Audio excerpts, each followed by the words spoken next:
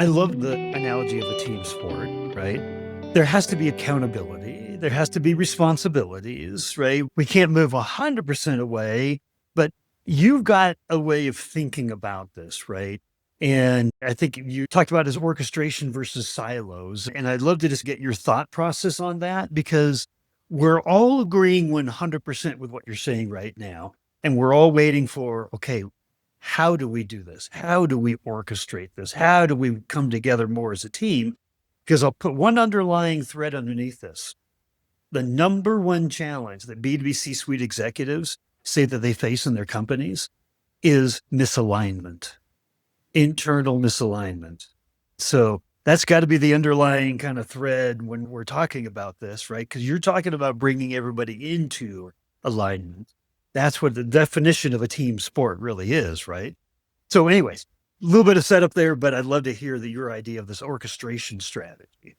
Yeah, look, I think fundamentally orchestration beats handoff every day of the week, right? And I think alignment isn't about meetings, it's really about overlapping roles. So it's finding those areas where there's like a coalescence between the different stages that a customer is going through their journey. Would encourage people to just stop thinking about handoffs and start thinking about orchestration. You've got obviously various different parts of marketing play into that help that kind of orchestration or that coming together happens. Your product marketing should lead into very clear enablement, as an example. Your product marketing should feed very clearly into a customer marketing motion as well.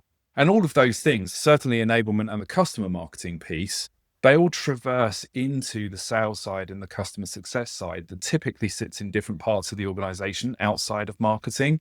And I just think those shared plays really always beat those isolated tactics that I think a lot of people play with today. It's a case of agreeing on roles before you get into any of these things and understanding what the revenue groups, if they are separated from sales, are really trying to achieve. Are they focused on net new logo or are they focused on upsell? Do you have a churn problem? If you have a churn problem, you've got a very different marketing motion to going off and winning net new logos and net new pipeline. And I think fundamentally that orchestration and that kind of coalescence, that overlapping of roles reduces waste and in my experience does increase win rate and can start to help fix any concerns you've got in there in terms of churn rates and things like that. And I think fundamentally, I guess just making sure that you've got this understanding and this belief that revenue growth, if that's what you're trying to achieve, is a relay race. And you're not ever going to win a relay, if you think about sport, by running your sort of first leg fast and then dropping the baton somewhere around the track. So it's really a case of trying to foster that environment, which very often starts with the leadership.